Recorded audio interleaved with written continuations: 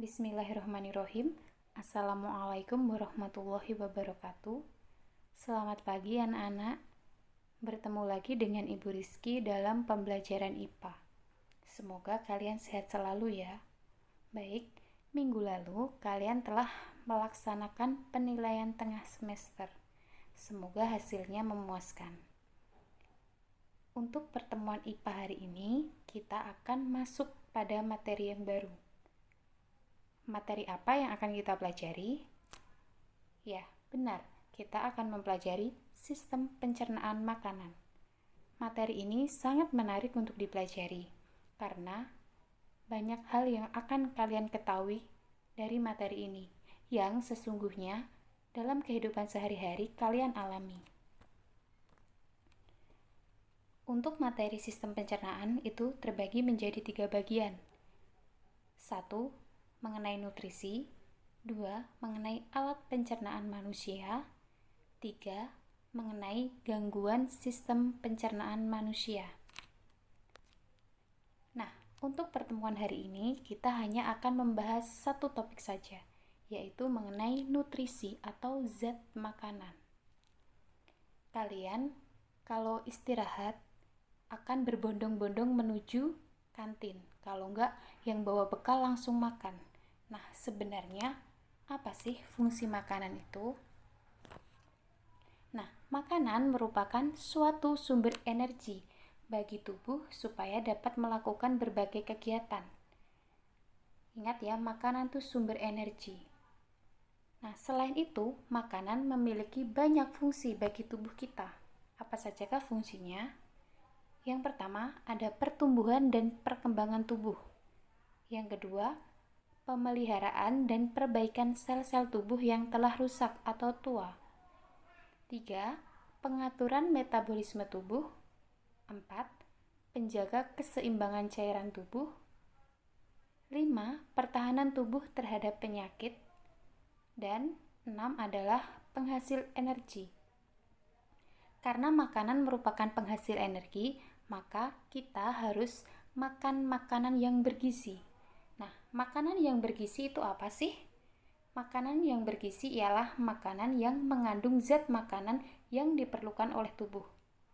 Nah, apa saja zat makanan yang diperlukan oleh tubuh sehingga bisa menghasilkan energi yang akan kita gunakan untuk melakukan kegiatan atau suatu aktivitas?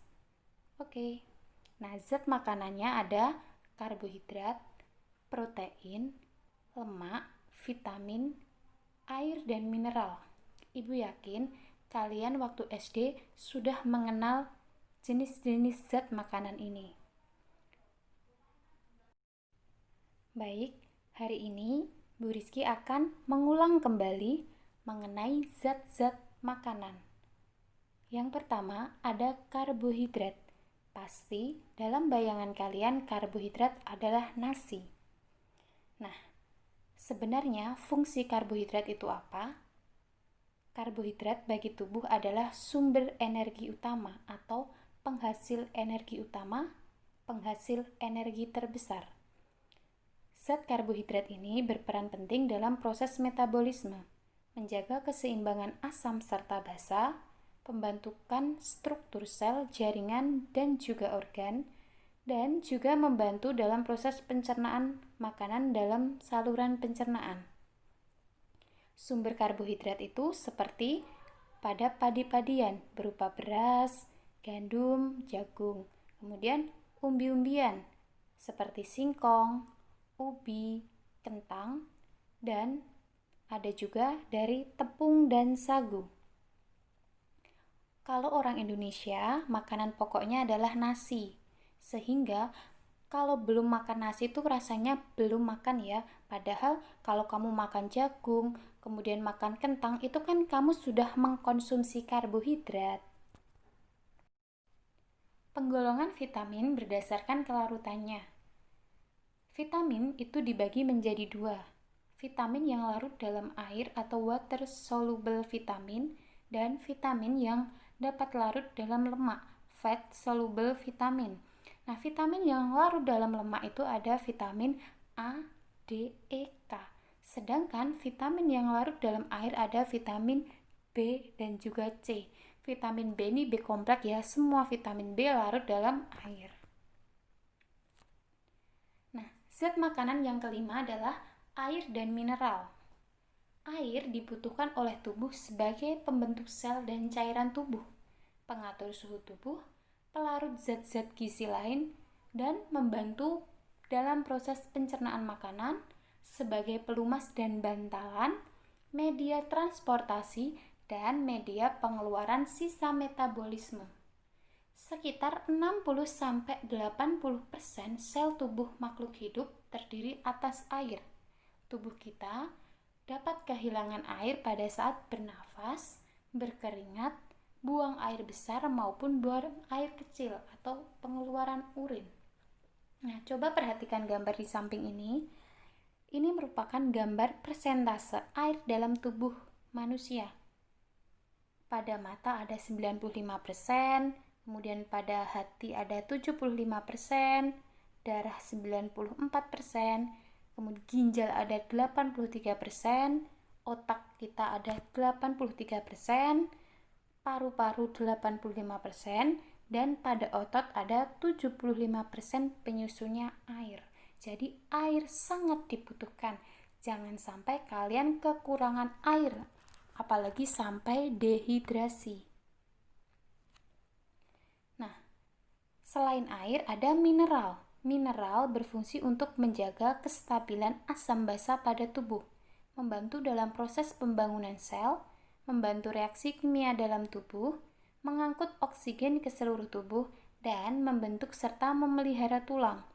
Beberapa mineral dibutuhkan tubuh kita dalam jumlah yang sangat sedikit, sebagian yang lainnya dibutuhkan dalam jumlah yang banyak. Nah, berikut merupakan mineral-mineral yang diperlukan dalam tubuh. Kalian bisa lihat gambar ini. Ada kalsium, ada besi, ada kalium, ada klorida, ada magnesium, ada mangan, natrium, fosfor, dan juga seng. Ini merupakan penjelasan dari berbagai macam mineral. Kalsium, fosfor, kalium, natrium, besi, iodium, seng. Zat makanan yang kedua adalah protein. Protein memiliki fungsi yang sangat banyak dalam tubuh. Yang pertama adalah sintesis zat-zat penting tubuh, seperti hormon, enzim, dan juga antibodi. Hormon, enzim, dan juga antibodi merupakan zat yang sangat penting dalam tubuh karena akan berperan dalam proses metabolisme tubuh. Fungsi selanjutnya adalah pertumbuhan, perbaikan, dan juga pemeliharaan jaringan tubuh, pelaksanaan metabolisme tubuh, penyeimbang asam, serta juga basa cairan tubuh karena memiliki peran sebagai buffer atau larutan penyangga sehingga bisa menyeimbangkan asam basa dalam tubuh. Ada juga fungsi untuk pemeliharaan tekanan cairan dalam sekat rongga tubuh, penyedia sumber energi cadangan, dan penetralan atau detoksifikasi racun di dalam tubuh. Begitu banyak fungsi protein dalam tubuh, sehingga kalian jangan sampai kekurangan protein ya. Makan makanan yang bergizi, yang banyak mengandung protein. Nah, sesungguhnya protein itu tersusun atas asam amino. Saat kalian mengkonsumsi makanan yang mengandung protein, sistem pencernaan tubuh akan memecahnya kembali menjadi asam amino. Nah, pecahan-pecahan asam amino inilah yang akan digunakan oleh tubuh untuk menjalankan serangkaian fungsi penting. Asam amino itu digolongkan menjadi dua jenis, asam amino non-esensial dan juga asam amino esensial. Asam amino non-esensial adalah jenis asam amino yang bisa diproduksi sendiri oleh tubuh. Jadi, untuk memperoleh asam amino non-esensial ini tidak perlu repot-repot memakan makanan yang mengandung asam amino non-esensial karena dalam tubuh kita sudah bisa memproduksi sendiri. Nah, asam amino non-esensial itu terdiri dari 11 asam amino. Ada alanin, arginin, asparagin, asam aspartat, sistein, asam glutamat, glutamin, glisin, prolin, serin, dan juga tirosin. Sedangkan untuk asam amino esensial itu merupakan jenis asam amino yang tidak dapat diproduksi sendiri oleh tubuh, sehingga untuk memperoleh asam amino esensial ini kita perlu mengkonsumsi makanan tertentu untuk memenuhinya. Nah, 9 jenis asam amino esensial tersebut adalah histidin, isoleusin, leusin, lisin, metionin, fenilalalin, treonin, triptofan, dan juga valin. Protein itu dibagi menjadi 2, ada protein hewani dan juga protein nabati. Sudah jelas ya, protein hewani itu merupakan asupan nutrisi protein yang berasal dari hewan atau produk olahannya. Contohnya, dari daging ayam, daging ikan, daging merah. Nah, daging merah ini terdiri dari daging sapi, daging kambing, daging domba. Kemudian telur, susu dan produk olahannya seperti yogurt. Kemudian olahan susu lainnya apa? Keju juga bisa, tuh ya. Sedangkan untuk protein nabati itu berasal dari tanaman atau berbagai jenis olahannya. Contohnya tahu, tempe, kacang kedelai, kacang polong, dan kacang-kacangan lainnya. Zat makanan yang ketiga adalah lemak. Lemak berfungsi sebagai sumber energi. Selain sebagai sumber energi, lemak merupakan penyusun membran sel, yakni sebagai pelarut vitamin A, D, E, dan juga K. Selain itu, lemak merupakan cadangan makanan bagi tubuh dan pengatur suhu tubuh. Lemak bisa kalian peroleh dari tumbuhan ataupun juga hewan. Nah, beberapa bahan makanan yang mengandung banyak lemak, misalnya kalau dari tumbuhan ada dari jenis kacang-kacangan. Untuk hewan itu bisa dari daging maupun susu. Zat makanan yang keempat adalah vitamin. Nah, vitamin ialah senyawa kimia yang sangat esensial. Sedikit tapi sangat diperlukan bagi kesehatan dan pertumbuhan tubuh yang normal. Vitamin berfungsi sebagai koenzim.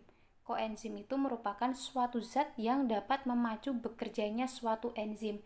Enzim-enzim ini kan berperan dalam proses metabolisme, kemudian berperan dalam proses pencernaan secara kimiawi.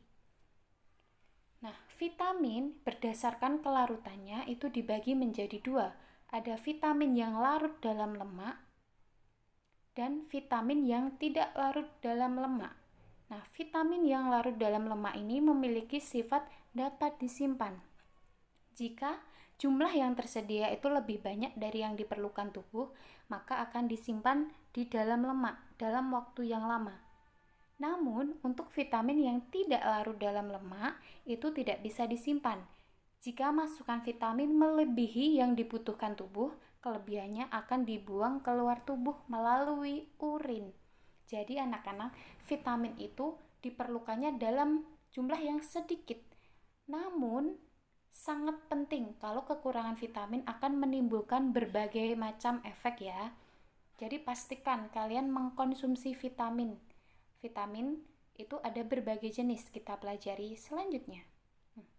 Ini dia, macam-macam vitamin. Ada vitamin A, C, B, D, E, dan juga K. Untuk vitamin A itu memiliki fungsi meningkatkan daya tahan tubuh serta untuk menjaga kesehatan mata. Vitamin A ini bisa diperoleh pada hati, lemak hewani, kuning telur, minyak ikan, wortel, dan juga tomat.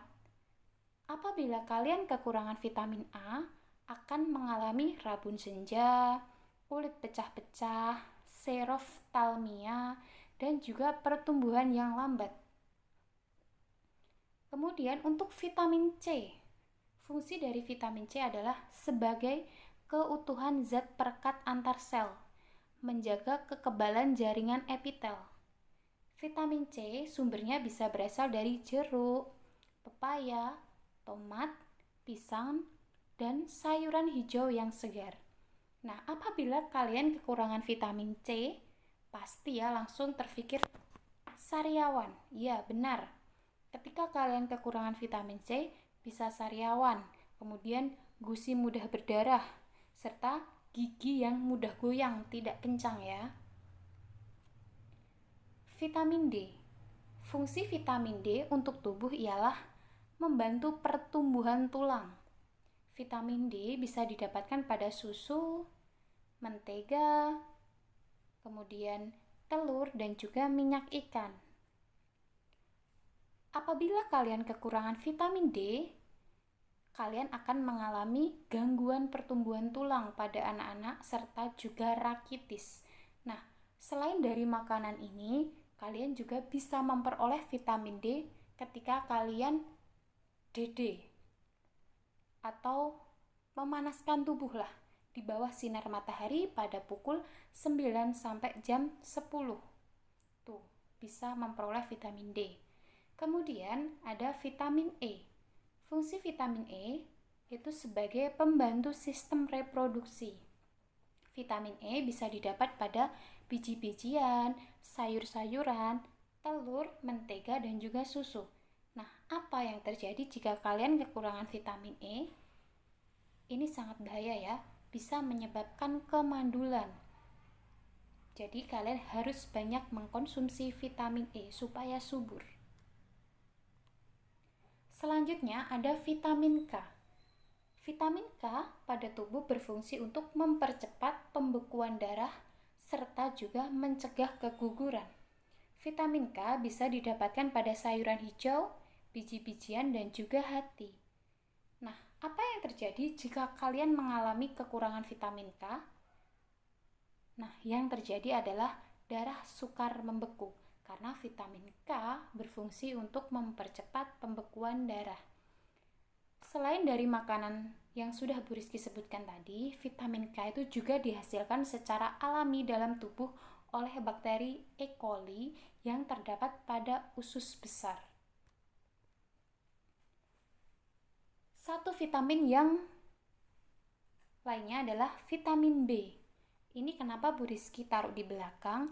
Karena vitamin B itu begitu kompleks, banyak jenisnya. Vitamin B itu ada vitamin B1, B2, B3, B5, B6, B9, dan juga B12. Oke, kita bahas satu persatu ya. Vitamin B1 berfungsi membantu tubuh mengubah makanan menjadi energi, serta menjaga kesehatan kulit. Vitamin B2 berfungsi untuk membantu tubuh menghasilkan energi dari makanan, serta membantu sel tubuh membakar lemak dan menjaga kesehatan kulit. Vitamin B3 berfungsi untuk membantu sel-sel tubuh mengubah makanan menjadi energi dan menjaga kesehatan kulit. Vitamin B5 membantu sel tubuh memproduksi asam lemak dan hormon. Vitamin B6 untuk membantu tubuh dalam menggunakan dan memproses cadangan gula menjadi energi, serta membantu produksi sel darah merah. Vitamin B7 berfungsi untuk membantu produksi asam lemak, asam amino ketika dibutuhkan oleh tubuh. Vitamin B9 berperan penting dalam proses pembelahan sel, terutama pada ibu hamil, sehingga dapat meminimalkan resiko terjadinya kelainan bawaan pada janin. Nah, vitamin B9 atau biasa disebut asam folat ini sangat penting bagi ibu hamil. Ibu hamil harus banyak mengkonsumsi asam folat, jangan sampai kekurangan, untuk meminimalkan resiko terjadinya kelainan pada janin. Dan yang terakhir adalah vitamin B12, berfungsi untuk membantu pembentukan sel darah merah, serta memelihara fungsi syaraf. Dari sekian banyak vitamin yang sudah Bu Rizky jelaskan, sebenarnya vitamin kan sudah Setelah kita membahas zat makanan, kita akan membahas mengenai kebutuhan energi dalam tubuh. Ingat ya, makanan memiliki peran yang penting bagi kehidupan manusia karena sebagai sumber energi dan bahan penyusun tubuh. Namun, kebutuhan energi dalam manusia itu berbeda-beda, tergantung dari aktivitasnya juga.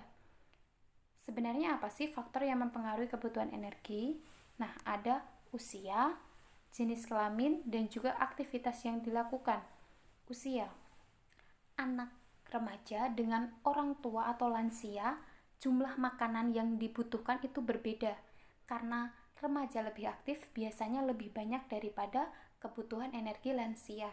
Kemudian jenis kelamin, laki-laki dengan perempuan itu biasanya laki-laki yang lebih banyak energi, lebih banyak butuh energi daripada wanita.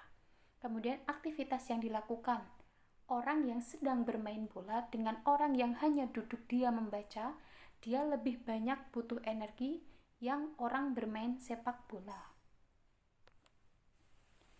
Oke anak-anak, materi hari ini mengenai nutrisi sudah selesai. Tugas pertemuan hari ini adalah menuliskan makanan favorit kalian, kemudian deskripsikan zat makanan apa saja yang terkandung dalam makanan tersebut secara detail, minimal 3 makanan favorit. Nah, pengerjaannya kalian kerjakan pada buku atau selembar kertas, kemudian difoto dan dikumpulkan pada Google Classroom. Batas waktunya mulai hari ini sampai hari Kamis pukul 23.59 waktu Indonesia Barat. Kalian bisa lihat contohnya ini ya. Misal makanan favorit dari Bu Rizky adalah sayur bayam. Nah, komposisi dari sayur bayam itu ada bayam. Dia mengandung zat makanan berupa magnesium, zat besi, asam folat atau B9, kalsium, potasium, dan juga sodium. Kemudian bumbunya ada bawang putih, mengandung karbohidrat, protein, serat, mangan, vitamin C, dan juga kalsium. Ada juga garam dan juga air. Kalian harus menuliskan secara detail seperti contoh ini ya, minimal 3 makanan favorit. Oke, cukup untuk pertemuan hari ini. Kita lanjutkan pertemuan hari Jumat. Selamat mengerjakan soal. Apabila kalian kurang paham, boleh ditanyakan ke Bu Rizky. Terima kasih. Wassalamualaikum warahmatullahi wabarakatuh. Salam sehat, tetap semangat.